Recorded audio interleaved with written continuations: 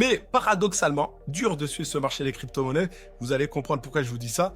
Les indicateurs montrent que la majorité des traders parient sur une baisse. Les fonds directs sont fortement négatifs. L'open interest est retombé à environ 25 milliards de dollars. Maintenant, quand tout le monde est positionné dans le même sens, vous savez comment ça se passe.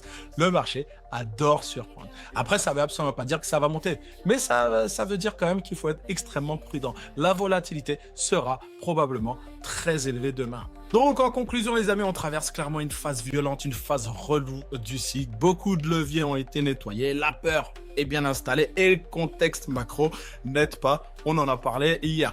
Mais rien de ce qui se passe n'est irrationnel ou inédit dans l'histoire du Bitcoin. Maintenant, pour les traders, je préfère dire c'est une période dangereuse. Si vous tradez, sachez que c'est chaud. C'est chaud. Pour les investisseurs long terme, c'est une phase inconfortable, c'est vrai, mais potentiellement riche en opportunités. La clé, comme toujours, on ne survend pas les choses, on reste lucide, les amis, s'il vous plaît, on reste lucide, on est patient et s'il vous plaît, on est discipliné.